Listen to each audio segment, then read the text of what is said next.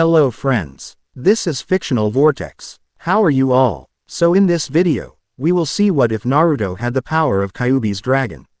But before we start, if you want more stuff like this, then be sure to subscribe and like this video.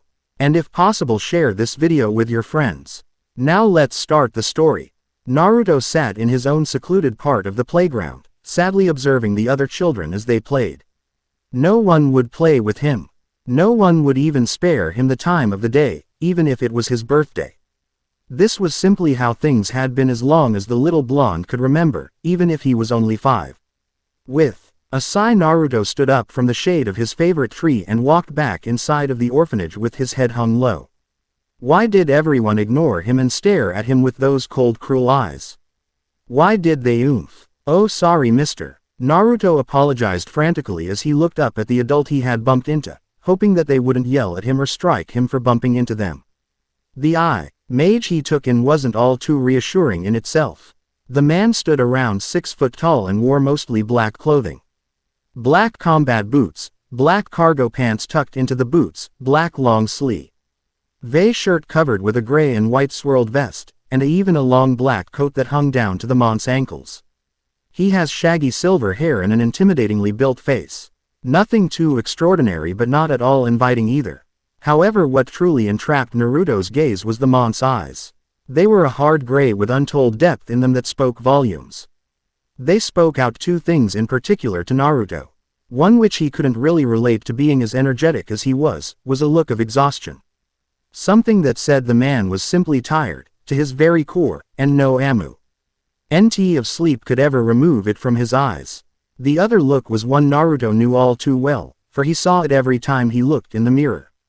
It was one of loneliness, a look of someone who had no one and nothing to call his own. But barely pulled over top of all of that was a glaze of warmth and comfort, barely there, as if it was strained, and barely holding on. Then the man did something that Naruto had not expected him to do at all. In fact, he gave young Naruto quite the surprise indeed. Kneeling down to one knee, the man put his hand on Naruto's shoulder and gave him a warm and genuine smile. Like the one of that who had just found something special. Don't worry about it, it was probably my fault anyway, I'm always lost in the clouds. What's your name, little man? Asked the man, smiling at the Naruto. For a moment Naruto was indeed shocked at the man's demeanor. It was very rare that he got a smile from anyone, and even more so that it wasn't because he hurt himself or had a painful accident. Breaking out of his shock, Naruto replied, Naruto Uzumaki. Future Hokage. The man dressed in black laughed a little at that and replied to the energetic blonde. I bet you are, little guy. And now that I know your name, it's only fair that you know mine. I am Ryunosuke Kuroi Sum. A weird name, I know, but my mother was quite the oddball herself. Naruto took in the man's name and etched it into his mind as one of the very few people who seemed to treat him all right. Overtly happy that the man was paying him positive attention, Naruto called out to the man. So what are you doing here, Ryu-san? You obviously don't work here. Are you a ninja? I mean, you look really cool with those clothes and... Even though Ryu had a huge grin on his face at the blonde's energy, he cut him off. Whoa, little guy, too many questions at once. He said with a chuckle ruffling the blonde's hair. I'm here to meet some kids and hopefully find someone to adopt. Naruto's eyes got wide and a faint hope dared to foster itself somewhere inside of himself, and before he knew it, that little bit of hope consumed him. But before he could saying, the voice of the woman Naruto had failed to notice that was escorting Ryu spoke up with a bit of venom in her tone, staring at Naruto while she talked, even though she was addressing Ryu. Excuse me, Ryu-san, but the rest of the children are outside. I'll take you to meet them. Ryu looked back up at the young woman and gave her a critical stare. But I'm quite enjoying the company of young Uzumaki-san here. In fact, you could say that I'm quite taken with him. Both Naruto's and the assistant's eyeballs looked like they would explode right out of their skulls. Ryu grinned in amusement. The assistant was about to object to Ryu with something along the lines of how he didn't want that child, when she was intercepted by the head caretaker of the orphanage. Oh, is that so, Ryunosuke-san? She asked. Ryu nodded with a large grin on his face at the women's antics. If you'd like, we could set you both up with a room for a bit so you could get to know each other a bit better. Ryu kept up his smile and looked back down to Naruto before speaking. Well, that would be great, if Naruto is okay with it. His hopes skyrocketing every second. Naruto couldn't really do anything but smile and vigorously nod at the two. The woman who was escorting Ryu looked rather confused for a long moment before she quickly hid it away and played along. The caretaker grinned. With any luck, the fool would adopt the demon boy and he would be out of her hair forever. With that, she led the two down the hall to the room where potential parents would meet with the children. Hokage Tower. Sarutobi looked into his crystal ball with a mix of happiness and concern at the scene playing out before him. On one hand, he was very happy that someone had taken an interest in Naruto as a potential adopt. On the other hand, that man was certainly a ninja. It was in the way he carried himself, in the very way he walked. However, he had no forehead protector, and Sarutobi was positive he had never seen that man before in his life. Bear. Sarutobi shouted out to the hidden Anbu in his office. A black-clad shinobi with a bear mask on instantly and silently appeared before the Hokage's desk, kneeling. "Yes, my lord," he asked humbly. Looking over at his subordinate, Sarutobi gave him his orders. "Find out who this Ryunosuke Kuroi-sum is. Check the citizen registries, bingo books, personal files, everything. I want a full report as soon as humanly possible." "Hi," was Bear's only response before suddenly disappearing without a sound so that he could carry out his Hokage's orders. Sarutobi returned to the crystal ball and watched it with singular interest, hoping to learn more about this man. Orphanage. Naruto and Ryu had been talking for quite some time now, and Ryu had to admit he was quite taken by the blonde's hyperactive and eccentric personality. It quite reminded him of himself in his younger years. Turning serious, Ryu looked over at the boy. Ho was practically losing his mind at having someone interested in him and giving much needed attention, and asked him a question that would change Naruto's life forever. "I really think you're a cool kid, little guy. How would you like to come live with me?" If the demon inside of Naruto reacted to positive emotions, Naruto would have leveled half the village with the explosion from the sudden release of chakra as he tackled Ryo and yelled "yeah." Naruto wasn't the only one who was ecstatic at the mon's question, as the head caretaker who was listening in from the other side of the door quite uncharacteristically did a fist pump into the air and let out a silent "yeah" of her own. Almost immediately she walked into the room with a stack of paperwork for Naruto's potential new father, and ready to get that damn demon the hell out of her orphanage and away from the other children. Ryu grinned as she handed him the paperwork for the adoption forms. So eager to be rid of him. If they weren't so blinded by their hatred for him, they might give me some trouble for being a new resident here, he thought to himself as he filled out the forms. Hokage Tower. Sarutobi was beginning to get concerned at the pace with which things were progressing and called for his subordinate. "Bear, report." Bear appeared in front of the Hokage with a plain folder which he handed over to Sarutobi. With that, Bear began his report. Ryunosuke Kuroi-sum, age 21, height 6 feet 2 inches, weight 194 pounds, hair color, silver, eye color, silver. Born in the outskirts of Fire Country as a farmer's son. He changed his name 5 years ago when his parents died in a stampede caused by the panic of the animals sensing the Kyuubi's chakra. Feeling that things would have been different if he was stronger, he began to self-train using scrolls he got from a passing ninja. He was said to have just shut himself off from the rest of the village, dedicating himself to his training regimen and undergoing quite the change as an individual. 3 months ago he moved here to the Hidden Leaf Village, and shortly after he applied for his shinobi status and has an appointment scheduled with John & Co. Mander Shikaku Nara in 1 week's time to display his worth and have his status and rank determined. Early readings of his chakra have put him around High Genin, perhaps Low Chunin. Much of the information gathered here was a result of the mandatory investigation of all new Konoha residents who wished to become a shinobi. Sarutobi read along as Bear talked, confirming everything the man was eyeing, and in all honesty felt slightly better about the situation, but was not entirely convinced by the man's story. The man losing his family to the Kyuubi was particularly suspicious, as he was now looking to adopt Naruto. However, there was not enough to prove ill intent. After all, he was by all legal rights a natural-born citizen of the Fire Nation, and at this point a legal citizen of Konoha. With a sigh, Sarutobi handed the folder back to Bear and ordered him to have an Anbu watch and assess the developing relationship between Naruto and his soon-to-be father figure. With a nod, Bear disappeared silently. "Let us hope for all of our sakes that your intent is pure of heart, Ryunosuke," thought Sarutobi as he leaned back into his chair, taking a long puff off of his pipe. Orphanage front door. Ryu looked over his shoulder at the orphanage with a bit of disdain as he and an extremely excited and bouncy Naruto walked away from the building and into the street. Hink, they wouldn't even come and check on my housing condition or put me on a probation period before letting me take the child home. Just how bad did that troublesome fox wreck this joint? He thought, shaking his head. Naruto shook him from his thoughts as he grabbed his wrist with a grumbling stomach and puppy eyes. Ryu-san, could we get something to eat?" he asked a bit timidly. Ryu grinned at the little blonde clinging to his side as if his life depended on it. Ryu gave the young boy a big smile and ruffled his hair. "Of course, anything you want, little guy. And chair that we can go to the toy store and get you a few things. After all, it is your birthday, isn't it?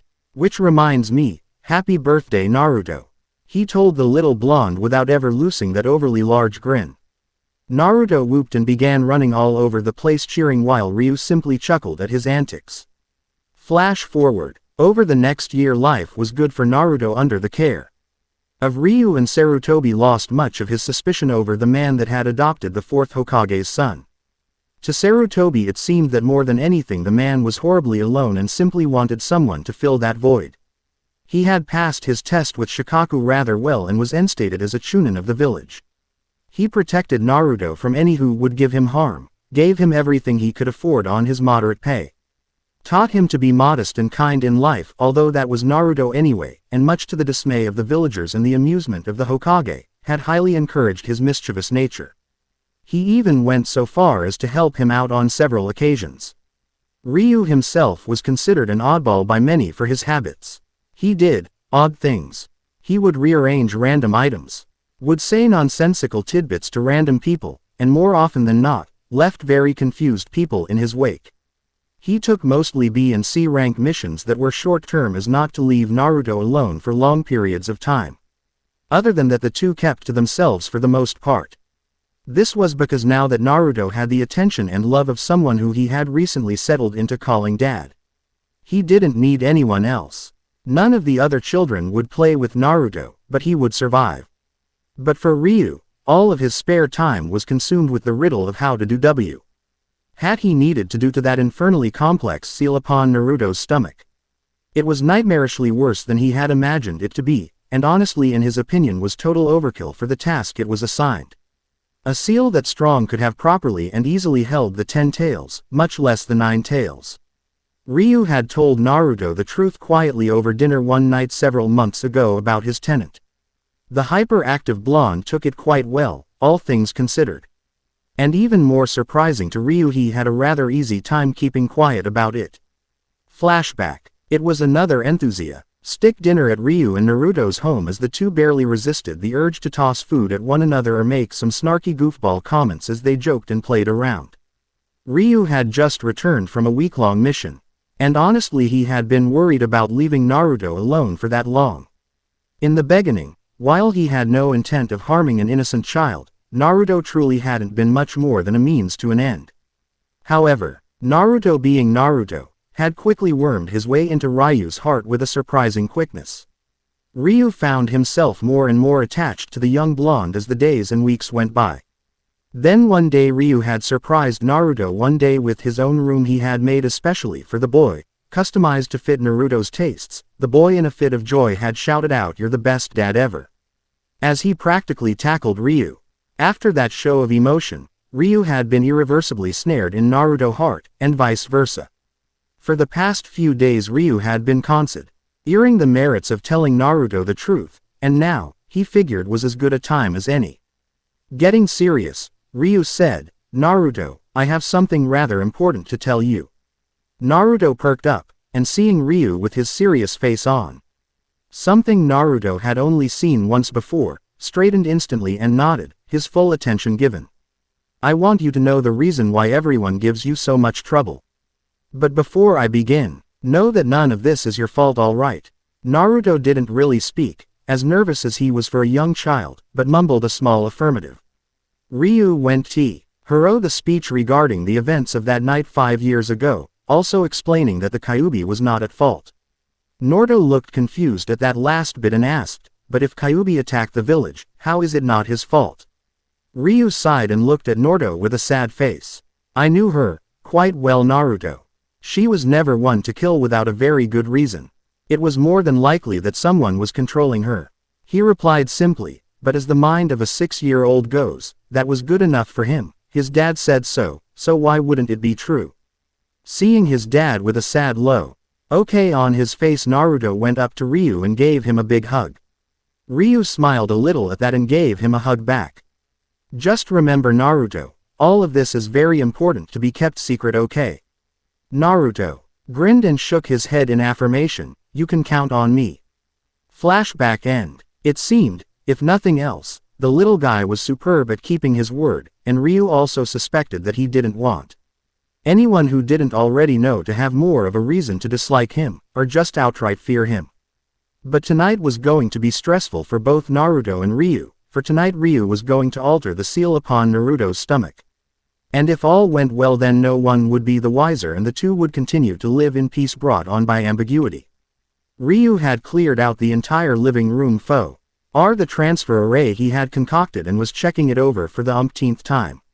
Ryu had told Naruto he needed to do some work on his seal, so that he could talk with the Kyuubi, which was mostly true. Finally deciding everything was in order, Ryu decided to get on with it. Calling Naruto into the living room, Ryu informed him that the sealing processes they had talked about earlier to the blonde was ready to get started. Upon hearing this, Naruto got as serious as a young boy could get and sat down in a meditation pose that Ryu had shown him. Well, Naruto, let's get started, said Ryu, just a hint of concern in his voice. He wasn't putting one, but both of his precious people on the line with this. He couldn't afford to screw it up. Hokage Tower. Sarutobi was doing more of his troublesome paperwork and nearly jumped out of his skin when he heard the voice of his student behind him. Been a long time, sensei, said Jiraiya from his perch on the windowsill as he settled down. Getting as comfortable as he could in his stone perch. Taking a breath to calm his nerves, Sarutobi replied, well now, it's been a long time, Jiraiya. To what do I owe the pleasure? Well, I heard that Naruto got adopted, so I felt I should stop by to see how that was playing out, said Jiraiya to his sensei. Sarutobi smiled at his student's inquisition. It's going quite well, actually.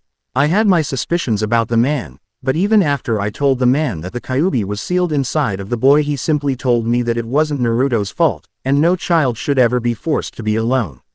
The two were practically inseparable.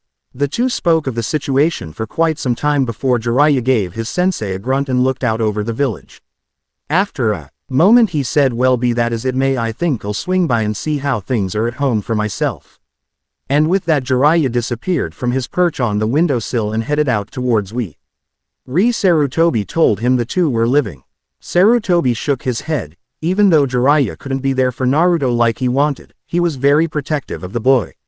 He just hoped that he didn't scare Ryu too much with threats of, if anything happens to him, and whatnot. Naruto and Ryu's apartment. Naruto was unconscious in his meditation position and Ryu was panting a bit from the concentration he was exerting as he was running through the final phases of his modification to the seal. Around his neck hung a platinum chain holding a pendant of dragon holding a large egg-shaped diamond with all 4 of its legs. Its wings curled protectively around its precious cargo and its tail dangled below in a lazy S shape. But what was intriguing about it was that it was glowing with a bright reddish glow. Almost done. Ryu though as he was finishing that last stages of the procedure. While it was true that the 9 tails could not be removed without killing Naruto, a slight modification, a piece of the 9 tails could be removed without much damage thanks to the alteration he had made. This was all that really needed to be done, even if it did cost him quite a few more years in his plans. Then at that moment Ryu's heart dropped as he heard a knock at the door, accompanied by a rather potent chakra signature. No, not now. Ryu though frantically as he hurried to finish. He must finish. Jiraiya stared at his hand blankly for a moment, feeling the Ninetales chakra arcing through his fingers from when his knuckles happened to rap against the containment seal on the door. Meant to mask its presence through absorption.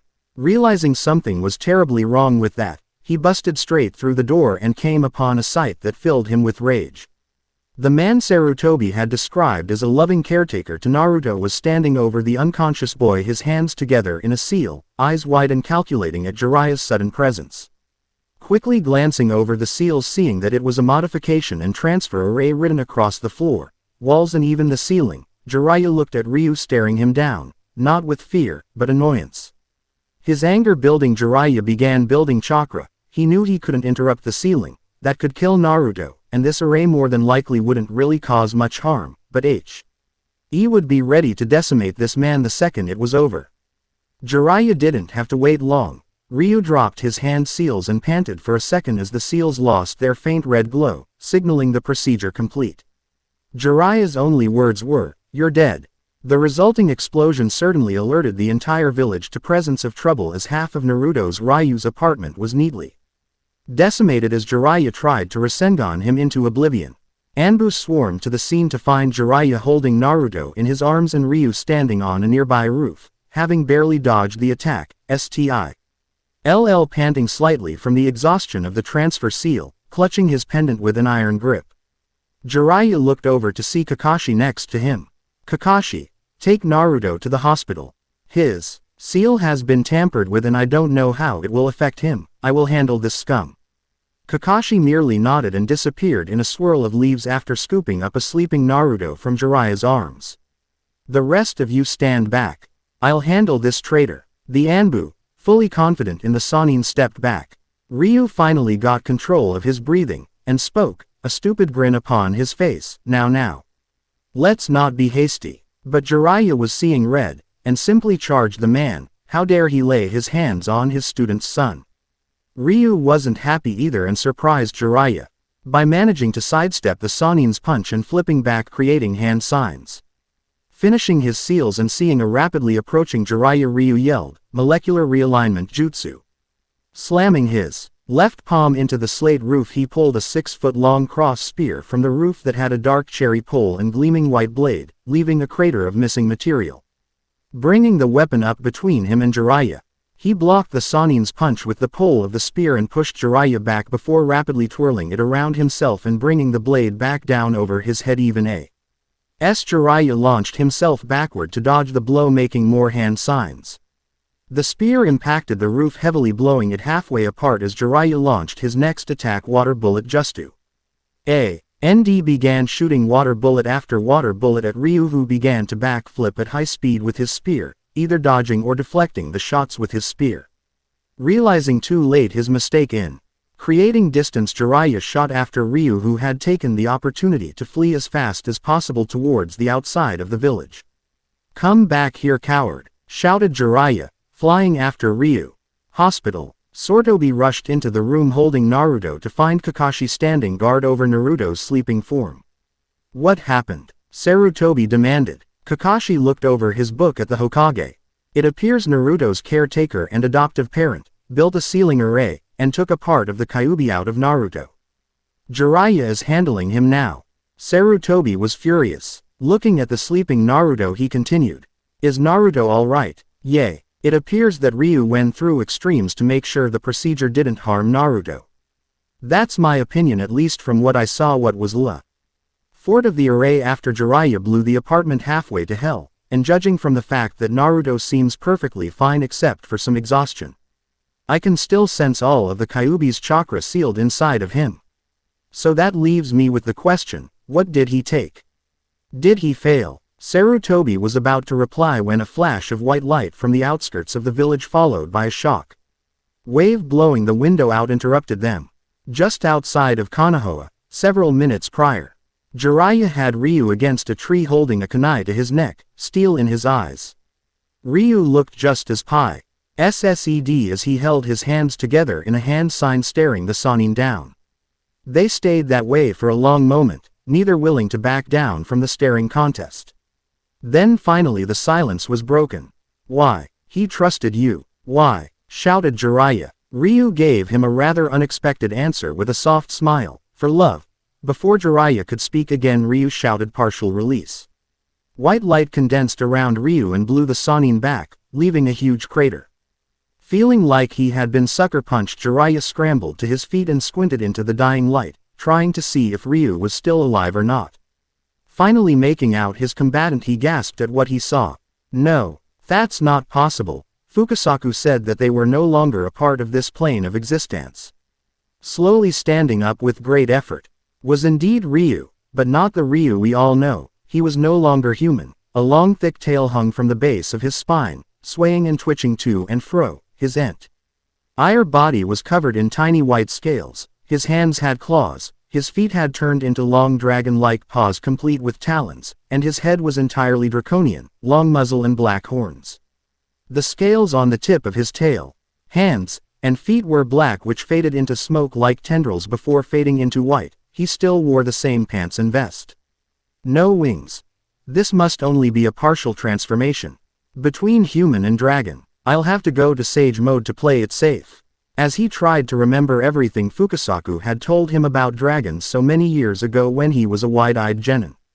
As Ryu slowly staggered to his feet and panted, he knew he was in trouble. He had used far too much of his chakra reserves during the seal transfer, and he wouldn't be able to outbrawl Jiraiya. Hell, he didn't really think he could outbrawl him on a good day, especially if he was in Sage mode. He would have to build chakra and put out his strongest attack right off the bat if he was to have a chance at escaping. But I will come back for you, Naruto. Don't worry. As he began building his energy, but suddenly Anbu swarmed him at Jiraiya's signal. To buy the Sannin time to summon Fukasaku and Shima, Ryu cursed as he built chakra with one hand and fended off various Anbu with his tail, feet, and spear in his other hand. Down, left, up, roll, swing, flip. It was all reaction. One by one he took down the Anbu that swarmed him, doing his best not to kill them as he did so, although some ended up with some rather grisly wounds from his spear. He had reach with his spear, and he still had enough speed to stay one step ahead. He was almost there. He almost had enough chakra gathered in the orb in front of his chest. But suddenly, shit. As the Anbu dispersed and Jiraiya rushed in at almost supersonic speeds and delivered a haymaker to Ryu's right cheek, Ryu lost his concentration and dropped his orb of gathered chakra. It was a good thing Jiraiya's speed propelled them a good distance from the epicenter. The blast was insane, as Jiraiya himself would later say, and it instantly incinerated the closest area. And the shockwave leveled everything else. It was like a Biju bomb went off. After the dust and dirt settled, Jiraiya, Fukasaku, and Shima pulled themselves up off the ground to find a barely conscious Ryu leaning up against a tree, panting heavily. You can't have her," Ryu muttered, clutching his pendant. Jiraiya stood over the defeated dragon and looked him in the face. Hard and long before he asked the same thing he had asked earlier. Why? Ryu looked in the sage's eyes, and knew he had lost. All that was left was to try and appeal to his better nature. Because I love her. And it wasn't her fault for what she did to this village, he said, clutching his pendant tightly. Jiraiya shook his head, confused. Who on earth are you talking about? Ryu grinned a lot like a fox, which was odd seeing as he was a dragon. Kyuubi, was Ryu's only response. Jiraiya was stunned to say the least. The words didn't even process at first. He loved the Kyuubi. That was his excuse. He couldn't fault a man for trying to save someone they loved, but at the same time he couldn't even begin to comprehend how someone could love a monster like that fox. Explain, was his only statement as he stood over his defeated foe. Ryu chuckled at that, coughing a little as he did. You humans think everything is yours. You never stop to think what you might be taking before you lock it away. She is mine, and I won't let you take her away from me. His sentence finished with a conviction that even Jiraiya had respect for. However, Jiraiya couldn't let an unknown ninja, no matter his species or reasons, run off with a piece of the Kyuubi. Whatever it was that he took he didn't know, but he could not allow it into someone else's hands. With a quick jab he hit Ryu on the neck, rendering him unconscious. As Jiraiya reached for the pendant, he was thinking if he could reverse engineer Ryu's sealing array to replace what had been removed. However, his line of thought was harshly cut off by a miniature bolt of lightning from the unconscious Ryu's form, burning his hand and numbing his entire arm. For an instant he saw a seal array light up upon the dragon's chest. displaying an extremely complex protection array focused upon the necklace he was wearing. At the sight of this, it was Fukasaku who spoke up. "Jiraiya boy, I sug.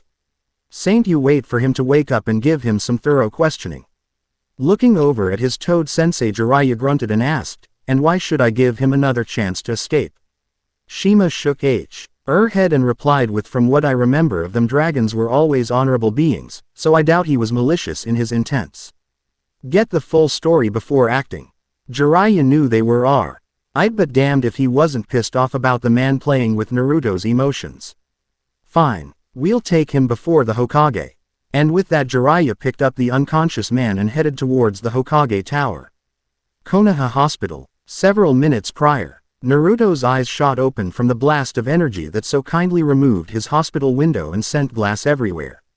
Looking around ND trying to gather his surroundings, the young blonde realized where he was, and after seeing the Hokage and some strange silver-haired ninja gathering their composure and staring out the shattered window, looks of awe and worry marring their faces.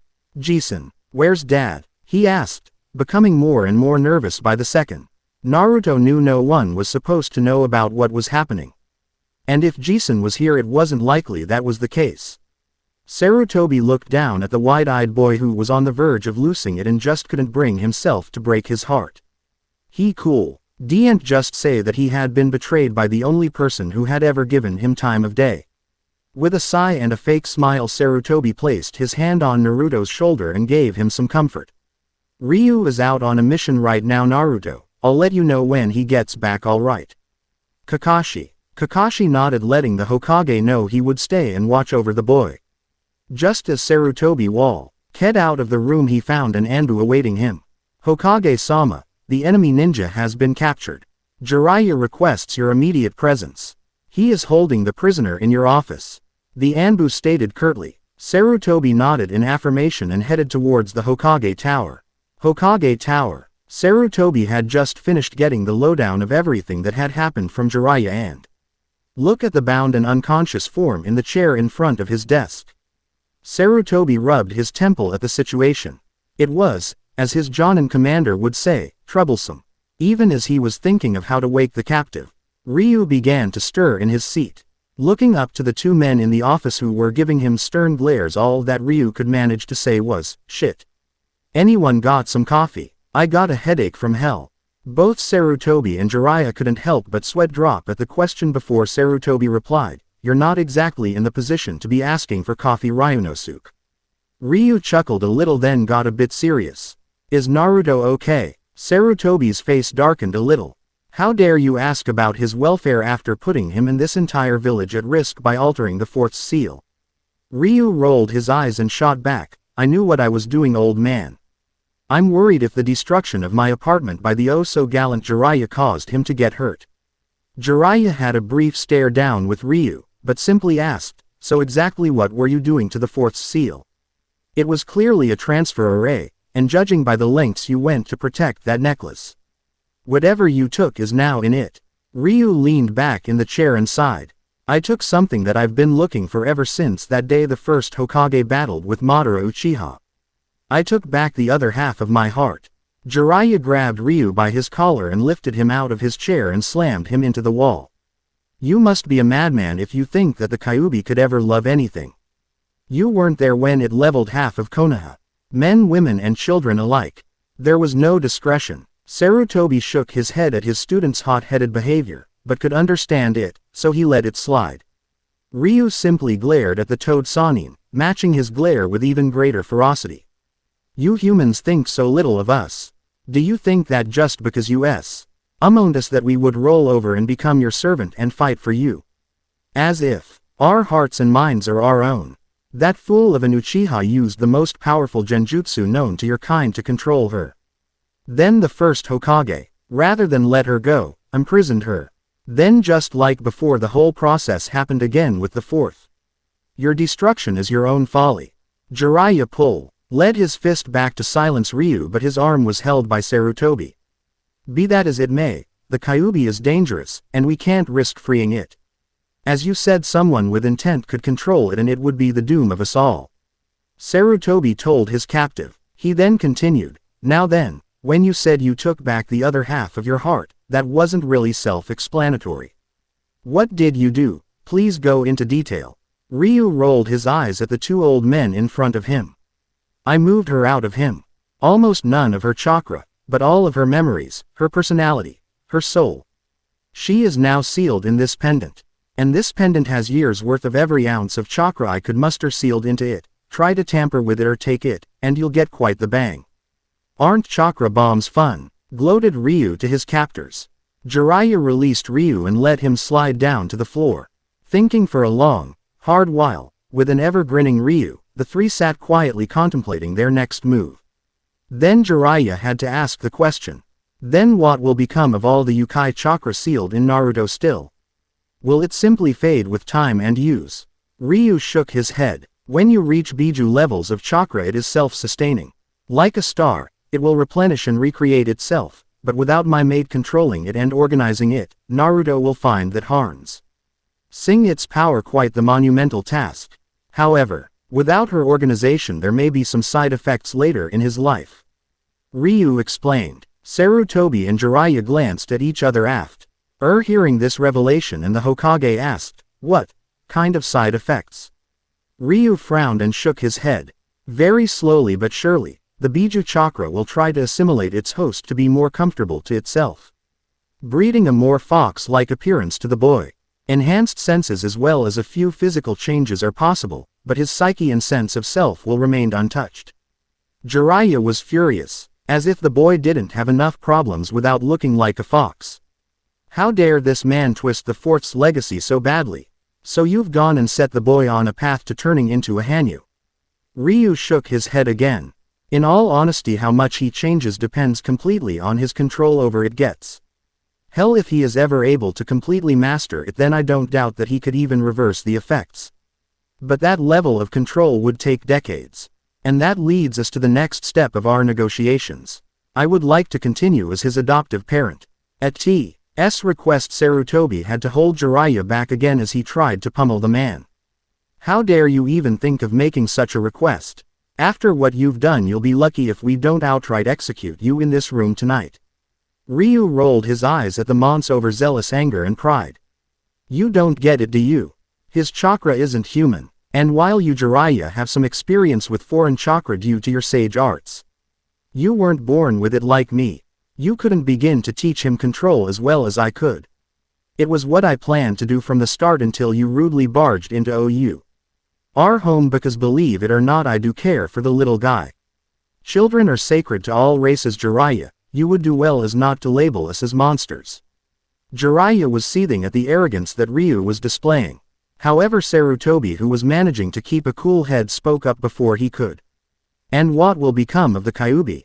The question was short and simple, which Ryu was grateful for, because it allowed him to answer with as little information as possible. Taking a deep breath, like that of tired old man, preparing to endure the rest of a long hard road, the last stretch before home. She will take time to rebuild herself. It will be 5 to 10 years before she can create a solid body, depending on how much of my own chakra I can spare her. Even then it will be weak, low to high chunin at best. For her to regain her full power. Honestly, I'm looking at near a century. That answer seemed to comfort the two elder ninja, if just a little. Ryu, not wanting to lose his momentum, continued on. Naruto will need my help if you don't want him running around with fox ears and a bushy tail in 6 or 7 years from now. I want to be there to help him grow and develop. Please, you in all honesty have my loyalty. I cannot leave a child whom I have grown so attached to behind like you would wish. Plus it can't ever hurt to have an extra S-class nin around, can it? Sarutobi was willing to weigh his options here. This man was being more than forthcoming with all of his intelligence. Even after tonight's revelation, he still couldn't think of a single occasion that the man hadn't gone out of his way to make the blonde smile. Then on top of that there was the tactical and reputation advantage of having a dragon allied to Konoha. After all, they were legendary beings. But what he couldn't wrap his mind around was how easily Jiraiya had beaten him, even if the ceiling did take a huge toll on him. What is your true strength and level of power, Ryunosuke? Demanded the elderly Hokage. Ryu grinned, knowing things were starting to swing in his favor. In terms of raw power and chakra, I hold about as much as the Six Tails does. In terms of current skill and combat strength, I'll admit, high A class or low S class. I know several S class jutsu. My combat speciality is hand-to-hand and long-range wide-area destructive jutsu. I was once far stronger than this, and thus relied more on my near-infinite chakra than real skill. But I had to pay a hefty toll to cross over into this plane of existence, against the will of many. In order to search for my love. In fact, until about 10 years ago I was in a coma-like state of hibernation. That's why it's taken me so long to make a move. Sarutobi was seriously considering keeping Ryu with Naruto at this point, but he still had his doubts and Jiraiya was definitely not alright with keeping him around. Jiraiya was about to protest when they heard shouts from the hall and a young blonde burst in through the door, panting, staring wide-eyed at the scene in front of him. Ryu looked at Naruto with sad, soft eyes, cursing himself for not having a chance to see Hange back into his human form before the boy could see him. Wow, what's going on in here? Where's Rai? Naruto was cut off as his eyes met those of the strange creature that was tied up and he felt something so familiar click inside of him. Dad, Naruto asked tentatively. Ryu grinned at the boy and tilted his head awkwardly. Yay, I guess everything didn't quite go as planned, did it? Naruto shook his head fast in worry and asked, did you save her? Did you save your precious person? Is she going to be okay? Ryu smiled gently and closed his eyes. Yes, Naruto, I did. Thank you so much for helping me. I don't think it will be possible for me to take you out to Ichiraku's later, seeing as the Hokage and Jiraiya here are pretty upset with me about the whole thing. Naruto looked up at Sarutobi and Jiraiya before he ran over to Ryu's side and stood between him and them.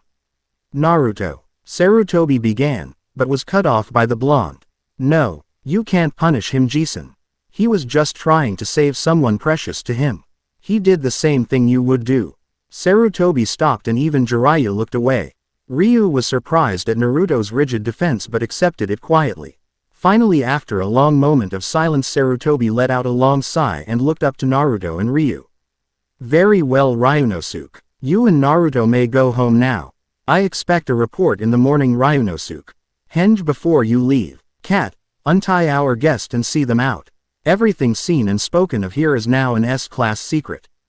The mentioned Anbu began doing as she as told, and Jiraiya was about to protest before he was silenced by a sharp glare from Sarutobi. The silence of the teacher-student stare down was broken as Ryu finished a long set of hand seals and said, full containment. And with a cloud of smoke he was transformed back into his human self, his clothes repaired.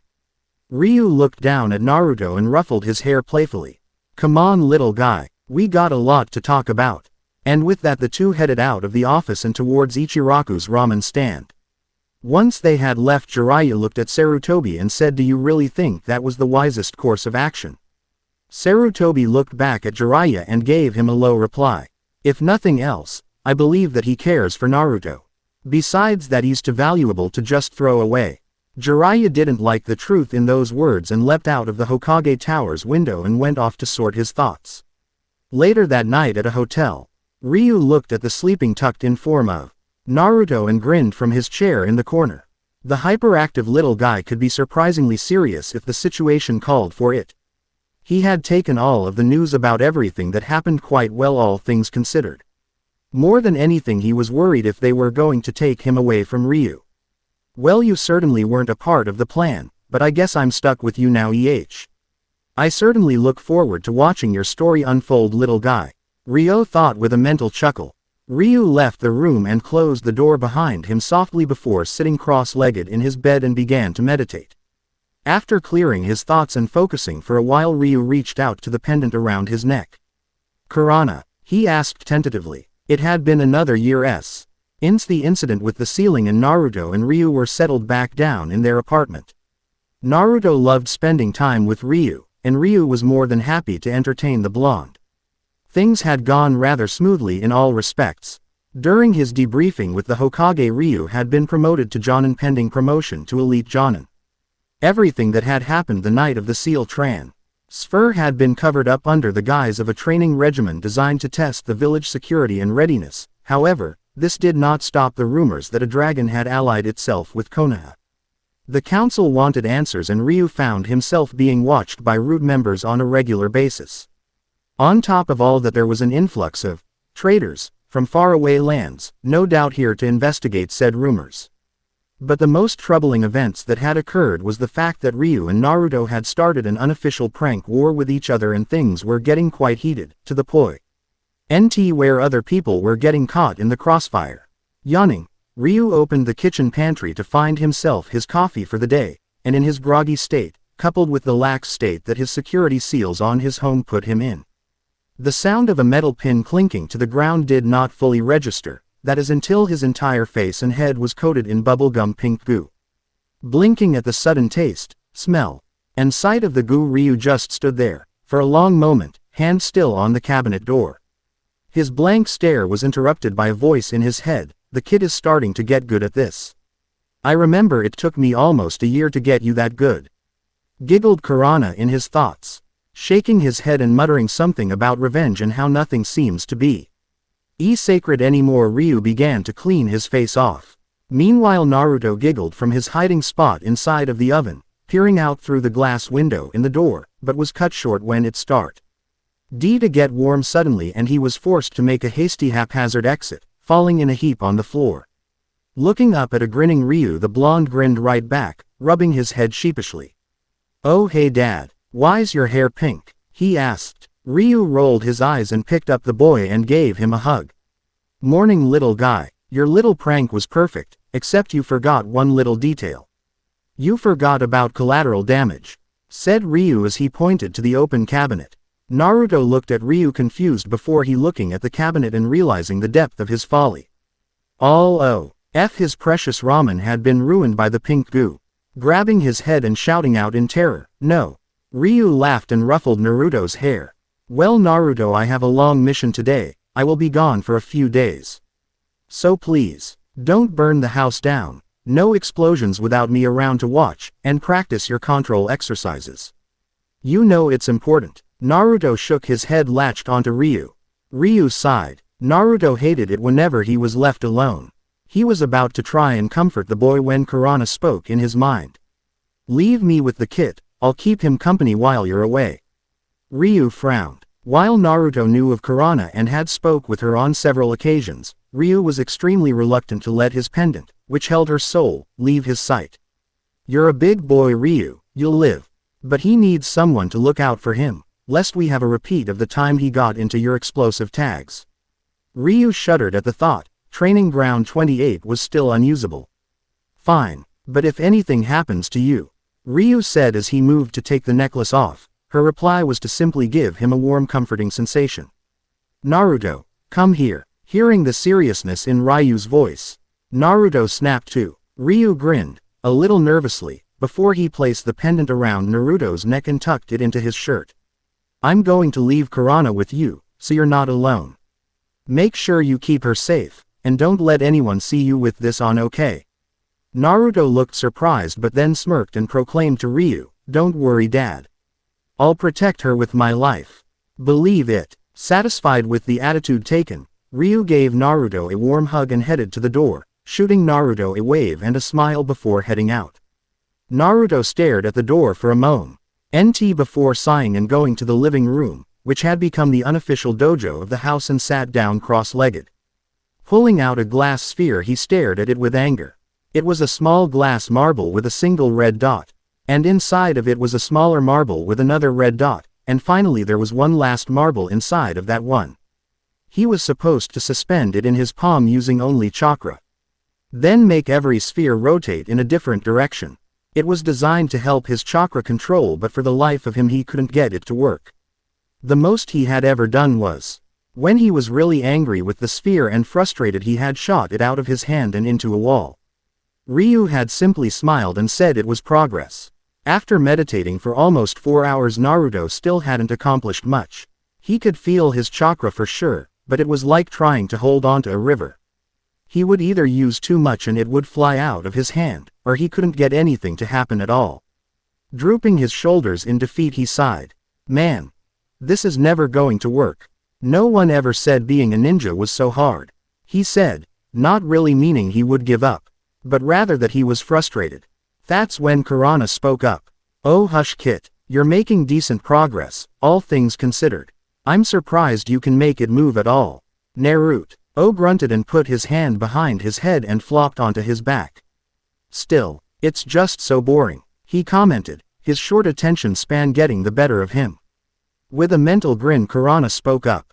Well, I have some ideas for some pranks we could pull to cause some chaos if you want. Her words were smooth and silky, and her tone enticing, and Naruto grinned. What kind of ideas? Anbu headquarters. Cat eyed up the delivery man approaching and nodded. The same man, same aura, same boring guard duty. Hello ma'am, I have your usual water shipment here for you, said the delivery man as he motioned towards the large cart stacked high with bottles of water. Yeah, just place it around back in the storage warehouse like always, replied Cat as she waved the man off. The man nodded with a polite smile and moved the cart back into the large storeroom where he left it after having the supply officer sign for the papers. Later on, after everyone had go home except for a few die-hard workaholics and the usual guard, Naruto dug his way out of the mountain of water bottles he had been hiding in. Alright Kit, now find the reserve tank, where all the fire sprinkler pipes led to, Kurana directed. It took Naruto quite a bit of sketchy surveying, greatly helped by Kurana acting as a censor for him and pointing out guards, and masking his chakra, before he finally found the huge water tank. Grinning like a madman he took out the storage scroll he took from Ryu's closest and unsealed the massive bag of grow crystals. Normally they were just a novelty item, but add chakra into anything you're sure to get interesting results. Climbing on top of the tank and opening up the large cover with a great deal of effort, Naruto emptied the entire bag into the tank. Enacting the next phase of his plan, Naruto set a piece of paper on fire and held it up to the sprinkler until it triggered all of them to go off. Alarms and curses cool DB heard all around as Naruto rushed as fast as he could back to the water tank. Now this is kind of like the chakra exercise, but transfer as much as you can into water, Kurana instructed. Doing as he was told, and Kurana acting as a mediator, making sure he didn't overdo it, he pushed as much as he could into it, which in all honesty, was nothing to scoff at. Panting a little, and his mission complete, Naruto followed Kurana's instructions to the letter and dodged and ducked and snuck his way out of the Anbu headquarters and back into the night.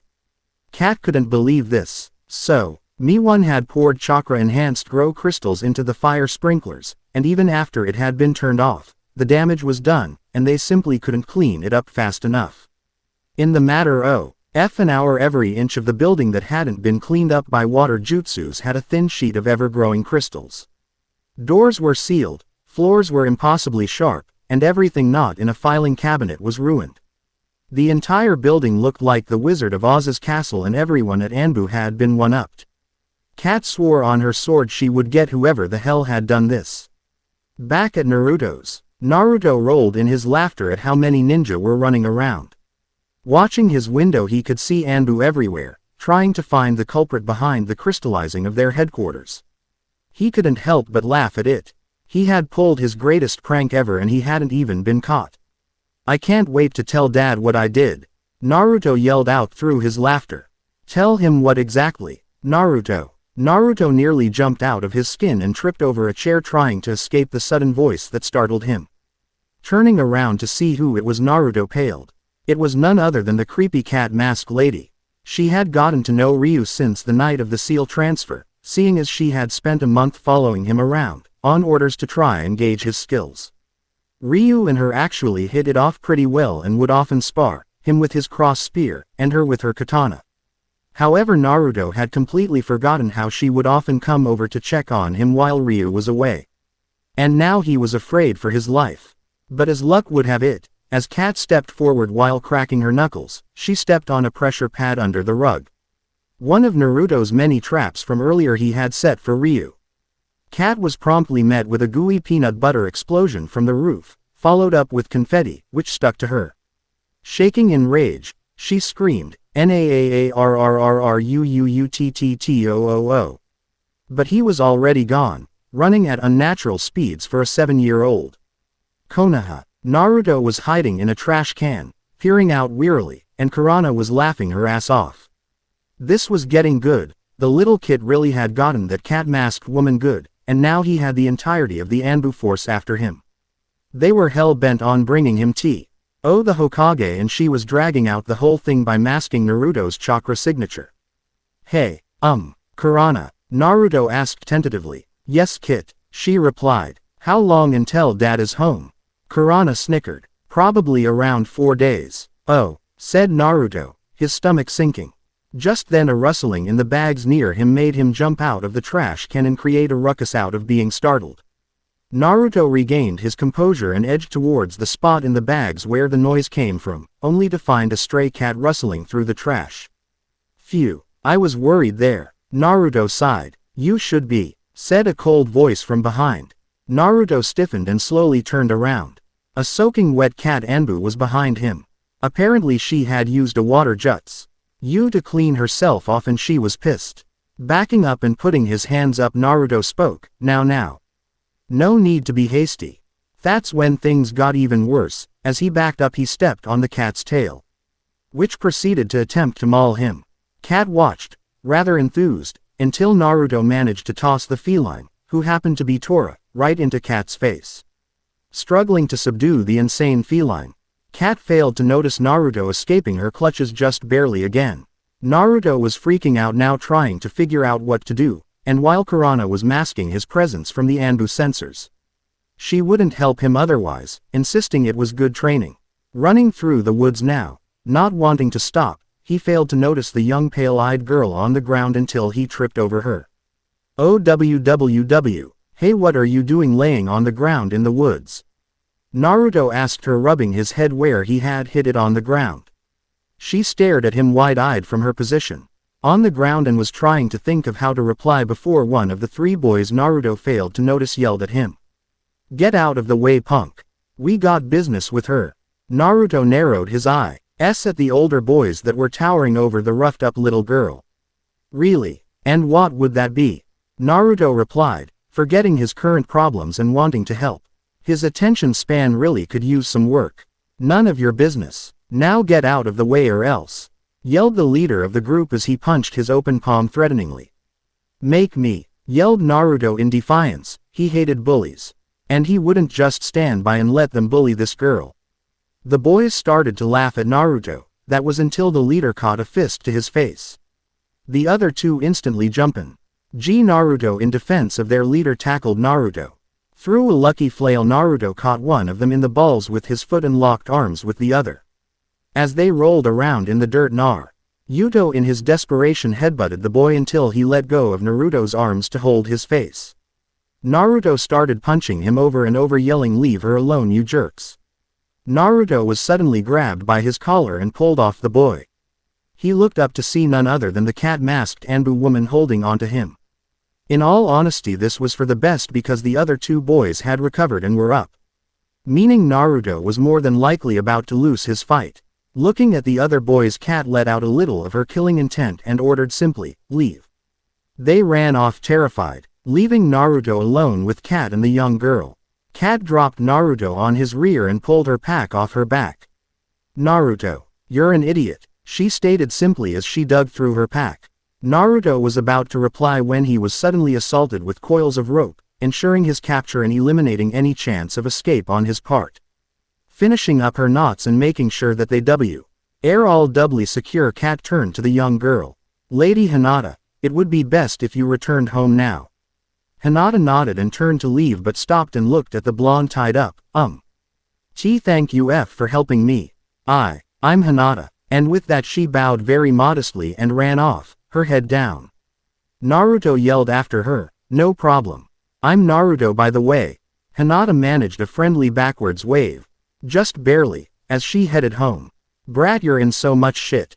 Cat stated. Naruto could feel her glare through the mask. On a scale of 1 to 10. He asked sheepishly. I'd say you're at about 12. Was her reply. Hokage Tower. Sarutobi had just finished listening to Cat's report with a tied-up Naruto sitting in the guest chair. So you're saying that a 7-year-old boy infiltrated Anbu headquarters, remained undetected for several hours until the main workforce had left, sabotaged nearly the entire facility, then evaded capture by from numerous Anbu, including yourself. for another hour or so until he was caught by you because he stopped to help someone who was being bullied?" Sarutobi asked, his eyes closed, a faint grin marking his features. "Yes, Lord Hokage," was Kat's reply. Then Kat got a response she wasn't expecting, the response that she got next. The Hokage began to laugh and said, "Well done, Naruto. Your stealth skills are exemplary. And you have shown me that our Anbu could use an update in security protocol." Kat's sweat dropped at this. He wasn't serious, was he? "However, you simply can't pull pranks of this scale without consequences," Sarutobi continued, growing more serious. "So therefore as punishment you will spend the next 3 days helping Kat clean up your mess, seeing as she's the front gate censor type that allowed you to slip in." Kat's eyebrow twitched at that. So she was being punished too, and it was to spend all day every day with the brat. Great. Naruto on the other hand didn't seem at all too upset and replied, "No problem, Gramps. I'll make sure it's as good as new."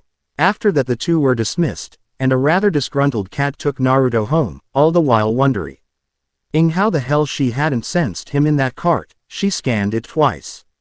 The next few days went without incident. Naruto spent his days working with Kat to clean up the thin crystal coating that Bin liberally applied to the Anbu headquarters, and his evenings he spent trying to find that nice girl he had helped, hoping she might be his friend. He caught a glimpse of her once or twice, but she had disappeared quicker than he could reach her. He was beginning to worry that she didn't want to be his friend like all of the other kids, but his fears were lessened by Kurana, who told him that she was probably just shy. The only other thing Naruto really did was work on his chakra control and meditation exercises, which to him were more tortuous than chipping the crystals off of the walls of Anbu HQ. Then finally, late on the 4th day Ryu returned home. After giving the Hokage his debriefing, Ryu headed home. Sighing happily as he opened the front door, Ryu was more than ready to spend more time talking with Kurana and Naruto. That was until a loud bang signaled him being covered in pink goo again. Good to be home, thought Ryu as he shook his and slumped his shoulders in defeat. Ryu used a simple jutsu to clean himself up as he entered his home, overly wary of any other traps that might have been set, and to be honest he was surprised by the lack of them. Working his way through the now messy home, he sighed as he found Naruto passed out on the couch, clutching an unopened ramen packet. Ryu smiled at the young boy and lifted him up and carried him to his room, setting him gently into his bed. After he had covered him in his blankets he reached down and removed the necklace from Naruto's neck and placed it around his own, relaxing as he felt Kurana's familiar presence. With a sigh of relief he relaxed visibly as he walked out of the room and slowly slid the door closed behind him. Sitting down on the couch he gently reached out towards her presence and spoke. "So, how was he while I was gone?" Ryu asked, half expecting some horror story or another. Not wanting to disappoint him, Kurana eagerly filled him in on the events of the last few days, leaving Ryu shaking his head in exasperation once she had finished. Afterwards things were rather quiet for a while, and Kurana couldn't help but feel like something was up with her love. For him she was gentle and comforting. Very, very few people ever saw this side of her. She was the almighty Kyuubi, and she had an image to maintain, and she would even admit to a time when she cared for little other than war and destruction. It was in her nature to cause chaos, destruction, and mayhem. That was until she had tempted the short tempers of the dragons and he had been sent to deal with her. Never in her entire life had she been so pressed in a fight. She underestimated him from the very start of the fight, something that had almost gotten her killed immediately. She knew dragons were fierce, but he was on an entire other level. She then tried to simply outdo him in terms of raw power, bringing to bear her full 9 tails of power. He matched her, easily. Then even exceeded her. The destruction that they had wrought across plains was legendary. The two fought for nearly 3 days straight, entire mountains had been leveled in the brawl. The entire time he had hardly spoken a word. Then as he finally stood victorious, his forepaw pressed heavily against her neck. For the very first time in her existence, she had felt fear. A deep, shaking fear. One that showed her just how helpless she was against him, a great white dragon. A being, a true power. She may have been the queen of demons, but he was the god of war in her eyes. However, That's when there was a turning point in his emotions, something subtle, that she had not fully registered in his eyes until he spoke. Do not trouble our clan again, Kitsune, or I will be forced to finish this. His words had thoroughly confused her, and left her staring at his slowly retreating form long after he had left her line of sight. She had been entranced by his show of mercy, something unheard of in her realm. Why would he just let her go? He was an oddball, and she was determined to find out why he had let her live. It had led her through a strange tale that almost had its happy ending, but as with everything, it seemed she attracted the greatest of trouble. She had been summoned to the world of man, enslaved, and captured. To this day Ryu had not spoke of how he had made it to the world of humans, but she assumed it wasn't pretty if he was not willing to speak of it, even to her. So she simply comforted him the best she could whenever she could. And as always, he basked in her warmth, immersing himself in that comfort. Ryu sighed and began to talk again, about his mission, letting her relax a bit as his negative thoughts were pushed away. I just wish he wasn't so afraid to tell me what happened. She thought wistfully. Naruto was 11 years old now and was soon to enroll in the ninja academy. Things had gone exceedingly well for the blonde and his caretaker. His training in chakra suppression and control had progressed quite well. Ryu had reached the rank of special jonin quite easily. And the two now lived in a decent-sized home on the outskirts of Konoha. But to call Ryu just a caretaker was more than likely at this point an understatement. He was also a sensei, a friend, a precious person, and even more so. "A Tusen!" shouted Naruto, and he jumped on top of the sleeping man who grumbled incoherently, half asleep. Ryu sat up, yet another pillow impaled on his horns, due to Naruto's surprise attack. Still groggy, he didn't even notice and bleary-eyed looked over at Naruto. "Why do you sleep like that, Tusen? You ruin so many good pillows and blankets." Naruto asked as he was pushed off the bed in a heap by a powerful tail. "Because it's more comfortable than holding a henge in my sleep," replied Ryu, stretching out with a yawn, exposing rows of razor-sharp teeth. Naruto just stared. No matter how often he saw it, it was always a curious sight to him these last few months that Ryu had been less and less inclined to keep his 24/7 front of a human form. Whenever he was in the safety of his home and security seals, he dropped the facade. "I guess that makes sense, especially with how much you sleep," Naruto absent-mindedly commented to Ryu, earning a glare from the man. "Yain, it's a perk of my kind, all right," Ryu said as he got out of bed. "Sure, whatever you say," said Naruto, his hands behind his head as he walked out of the room. Secretly wondering if his Tusen was distantly related to the Nara clan. Arriving in the kitchen, Naruto and Ryu found breakfast already made, some biscuits and gravy for Ryu, a dish Naruto still claimed was weird, and some ramen filled with vegetables for Naruto.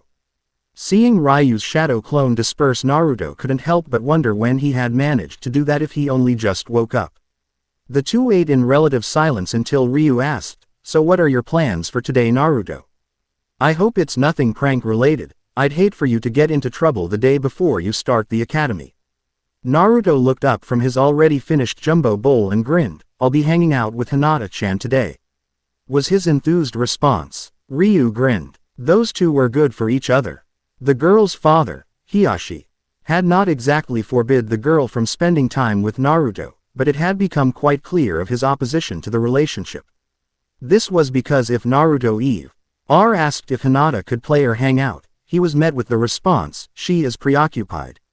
It had really bugged Ryu that the one friend Naruto had made had such a stuck-up prude of a father. So Ryu helped the two along. They hadn't got to hang out often, or for long periods of time, but he made sure they certainly saw enough of each other.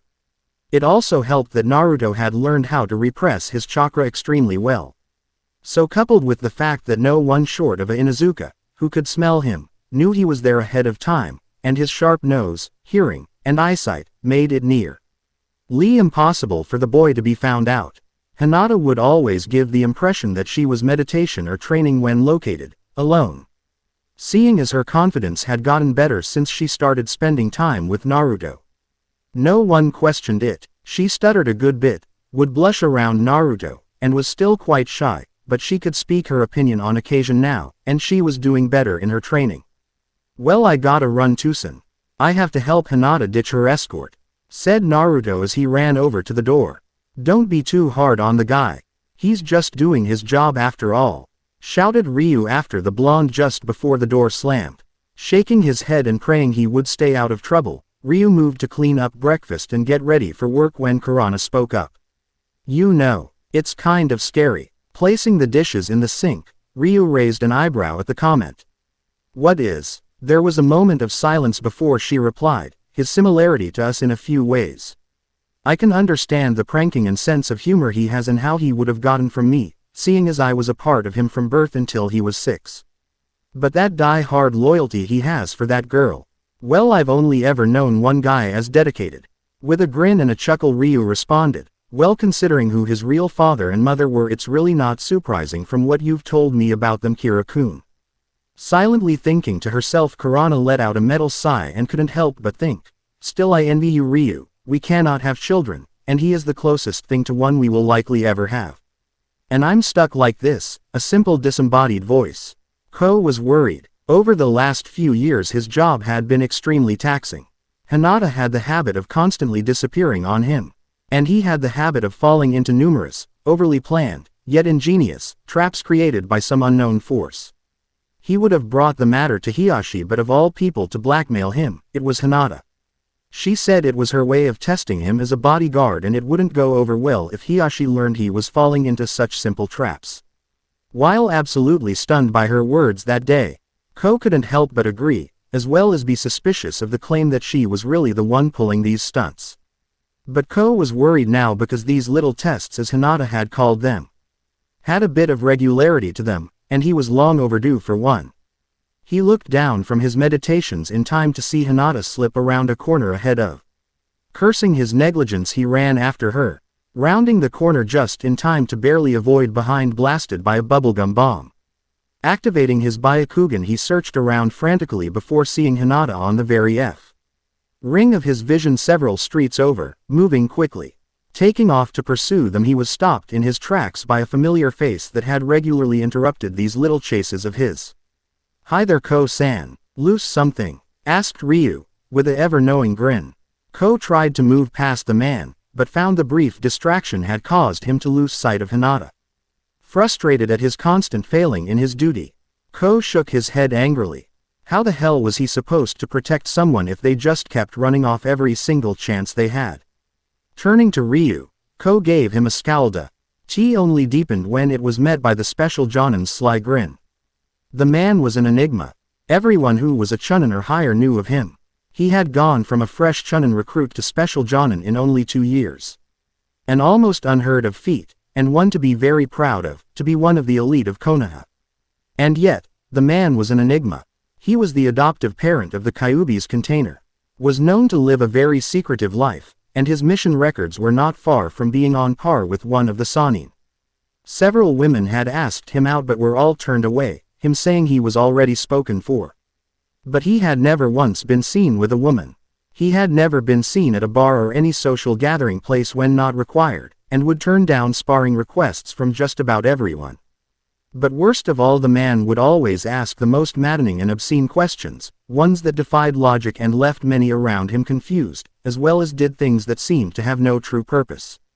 Ko once witnessed the man stare at a brick wall for almost 10 minutes before Ryu used a jutsu to swap 2 of the bricks in it and walking off. The man made no logical sense. No. Dding at the strange Jonin. Ko merely stated, Ryu-san, before heading off to try and find Lady Hinata. With Naruto and Hinata were seated upon Naruto's favorite spot in the village, the top of the 4th Hokage's head. They were eating a lunch packed and prepared by Hinata. The two were quiet for a long while. They had spent the last few hours switching up between just hanging out, wandering through the village, and just talking. But now things were quiet, as a recent sight had set Naruto's train of thought off on a quest. Flashback. Naruto and Hinata were adding towards the monument when Naruto realized he had left his gift for Hinata at the house. Naruto had told her to go on ahead without him and he would catch up. Upon reaching his home, which hadn't been too far off, Naruto snuck in quietly, thinking that Tusen might be asleep again, only to see Ryu seemingly lost in thought, staring out a window at nothing. He didn't notice Naruto, so the blonde just kept a low profile and headed to his room to retrieve his gift for Hinata. On the way back out of his room, Naruto was stopped by Ryu, who was standing there with that ever-present grin that he held. "Hey Naruto, I just got briefed for an S-rank mission, so I'll be gone for some time, starting first thing in the morning. I'm sorry that I won't be there for your first day tomorrow." Naruto smiled at Ryu and gave him a strong hug. "Don't worry about it, Tusen. I'll be alright." Ryu smiled warmly and ruffled Naruto's hair a bit and said 4 words that really shook the boy up. "Love y'all little guy," and with a wave Ryu left through the front door, leaving Naruto with his thoughts. End flashback. Naruto was quiet, and this was because no one had ever told him they loved him before. Sure, him and Ryu were as close as could be, but Tusen always seemed to try to avoid building bridges too fast, rather always wanting to let the other person build the bridge first. Naruto was jolted out of his thoughts by a worried Hinata. Nah, Naruto-kun, are you alright? She asked shyly, not wanting to pry in his business, but really rather worried by the usually loud blonde's silent demeanor. Grabbing the back of his head, Naruto replied, "Yay. I just had some things on my mind was all. It's nothing bad, so don't worry about it, Hinata-chan." "Oh yeah." Naruto began to dig through his coat for his gift, and pulling it out and presenting it to Hinata. "I totally forgot your birthday present, Hinata-chan. And I'm so sorry. But nonetheless here you are. I know it was a few days ago, but I couldn't get a moment to give it to you." Hinata looked at her gift to him. It was small, inconspicuous, and most of all beautiful. It was a small fox statue, painted a gleaming gold, that matched Naruto's hair to the exact shade, and the thing had the warmest goofy smile one could have on it. After Hinata picked up the gift, blushing and with stars in her eyes, Naruto explained, "You always say you're the happiest when we get to hang out, so I figured I'd give you something to remind you of all the times we get together, and all the laughs." Hinata was absolutely beaming at Naruto now, her face crimson, and she said, "Thank you so much. I love it," she proclaimed to the boy. Naruto, getting worked up in the moment, glad he had made his only friend happy, gave Hinata a rough one-armed hug. "No problem, Hinata-chan. Anything for you." Hinata, you okay?" The poor girl was passed out again and the blonde was confused. Then realizing their position, sweat dropped. How the hell was he supposed to get her down from up here? Later that night, at home, Naruto entered the house, glad he got to spend a full day with his best and only friend, to find Ryu sitting at the kitchen table controlling a few orbs of light around absent-mindedly. Naruto suddenly remembered earlier events and nervously approached him. Tusen," he asked, fidgeting. What is it, Naru-chan?" asked Ryu, turning his attention to the blonde. "Well, I've been thinking about earlier, and, well," Ryu waited intently for the fidgeting boy to gather up his words, his warm honest smile never fading. "What does love mean?" Naruto suddenly blurted out. Ryu was caught off guard by the question, but was honest why rather upset at how truly foreign the boy felt about the word. Folding his arms and leaning back in his chair, Ryu gathered his thoughts. Taking in a deep breath and looking down at an expectant Naruto, Ryu began. "Well, there's a lot of different kind of loves, Naruto. There's love for friends, for family, love for country, and true love for someone very special. But no matter what it is that you love, if you love it, it means that it is extremely precious to you, and you would do anything and everything to keep it, or them, safe. In all practicality, loving something means it, or they, hold an extremely special place in your heart," finished Ryu, kneeling down and giving the blonde a hug. Naruto nodded in understanding, for the most part, but one part of his speech left Naruto with another question. "Tusen, what do you mean by true love for someone very special?" he asked. Ryu blinked and then replied, "Like how I love Kira-kun, Naruto. I love her and you both, and equally. But me and her share a different and very special bond that is hard to explain, and honestly a lot of people think they get that kind of special bond, but never do. It's very hard to find the right match." Naruto nodded then asked, "Well, explain it to me so that I don't get it wrong." Ryu's sweat dropped. The little guy never would let him off easy when he wanted answers. "Well, Here was a time or two before I met Kira-kun that I thought I had that special bond, but I didn't though. Through Kira-kun I learned that it isn't gazing into someone else's eyes for ages on end, no. It's when her eyes search your face constantly with an awestruck smile. Because she is engraving your image into her mind every time you hold her, so she will never forget. It isn't having to change and adapt for someone. It's that person holding a hand on your cheek with a smile and a tear telling you that you're perfect exactly the way you are. It isn't laying awake wondering what they're doing wherever they are. It's falling asleep as fast as you can so you can meet them in your dreams. That's as best as I can explain it, Naruto-chan. Ryu finished. Naruto shook his head, now thoroughly confused. I don't understand, Tusen. Giving Naruto a hug, Ryu simply said, "You will someday." The next day, Naruto had woken up early, hoping to catch Ryu before he left. But only found a note telling him that to behave and he would return in a few days, as well as several lunches pre-packed in the fridge. Upon returning to his room and opening his closet, a second surprise met the boy's eyes. A new outfit with another note. If you're going to train to be a ninja, you had better dress like one. The outfit consisted of a black long-sleeve shirt, black cargo pants, black ninja sandals, and vest like Ryu's, except his was swirls of golden yellow and sky blue. Putting the uniform on and applying the goggles that Hinata had given him, Naruto checked it out in the mirror. He found the lack of orange distasteful, but found he did look kinda cool. Grabbing his lunch and running out the front door, Naruto couldn't wait to get to class and meet up with Hinata. And if he was lucky, make some new friends. Once again, I hope you all enjoy. Suggestions and reviews always welcome. I must go now, for my geckos are doing their food begging dance. Things had played out rather well for Naruto. With his gift to the Hyuga, and his apology, Hiashi had revised his point of view on the blonde. Hinata was placed back into her original class, however, she Street Ill had 2 bodyguards from the branch house at all times. Especially when she was spending time with Naruto. It seemed Hiashi had the same concerns as every father.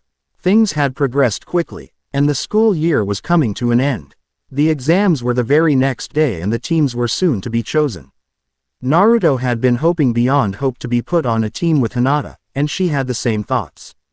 However, what neither really thought of, was who their third teammate would be. While they were friendly with a number of people, no one really stuck out. Oh well, they would know when they knew, was the conjoined thought of the two. It was late in the evening and Ryu was helping Naruto meditate, something that the boy had truly hated with every fiber of his being. An aggravated grumble, Naruto burst out, "What is the point of doing this all the time? I don't get what the point is." Ryu sighed. He had explained this a dozen or so times to Naruto as to why it was so important. But he guessed he would have to show him. "Naruto, do you remember the tree at the park, where Hiashi caught you and Hinata?" Ryu asked. Naruto thought for a long moment, his face twisted with effort. "No, I don't remember much of that evening, except that I was really upset and angry." Ryu nodded at his reply. Chakra, of any form, is respondent to emotion. Demonic chakra, which you have a near infinite supply of, is respondent to negative emotion. While being upset or angry is a good way to bring it out, it is not a very controllable way to do so. Therefore we meditate, so that you can sense and control it outside of severe emotional outbreaks that can get you killed. He explained. Naruto nodded in understanding, and Ryu continued, "Now when Hiashi left with Hinata, you were extremely upset, and whether you realized it or not your Yukai surged. It may have clouded your mind a bit, but you accessed that power. And with it, PPED a full-grown tree in half like it was a twig." Naruto's eyes widened a bit at the revelation. What really? If it was that easy when I was mad? Naruto's outburst was cut off by Ryu. This is not an acceptable way to use this power. It is not how Kurana used it, and not how you will use it. It will require extreme amounts of emotional control, Naruto. Now I'm not saying that you become numb. But you must learn to control the negative ones, emotions that would consume you with the help of the Yukai, leaving you as someone none of us could recognize. Naruto looked a little put out by that, but he agreed with Ryu. He didn't want to become a monster like everyone had said he was. Ryu ruffled Naruto's hair a bit with a warm smile. "Now, I want you to focus on how you felt that day. Bring those emotions back, but only long enough to feel the change in chakra. Then think of something that makes you happy, but try your best to hold on to the foreign chakra. He instructed. Nodding, our blonde hero focused as best he could. Ryu saw the changes. His hands slowly became fists, and shook ever so slightly. The yokai slowly creeped forth, and Ryu could say, "NSE," the faintest of red auras around the boy. Naruto stayed that way for a long time, and Ryu was about to intervene when he felt the mood change. Naruto relaxed, and the aura took a slightly orange hue for a split second. Before Naruto fell flat on his face. Quickly sitting Naruto back up and checking to see if he was alright, Ryu did a quick scan, to find that Naruto was suddenly quite worn out. Ryu waved a smelling salt under Naruto's nose and the blonde woke up violently and smashed Ryu in the face on instinct. "Ga hhh, my face is on fire," shouted Naruto, his eyes sealed shut wide, watering and nose running like a waterfall while he gagged a bit. Ryu frowned. That was too violent of a reaction. The salts weren't that strong. Ryu buried the smelling salt and helped Naruto wash his face, mouth, and eyes out with his canteen. Naruto looked up at Ryu, and still gasping a little, "Ga. Chusen. That sucked." Naruto managed. However, Ryu had not responded. His eyes were a little wide and he was lost in thought. Chusen. What's wrong?" Naruto asked. "Shit," was his only reply.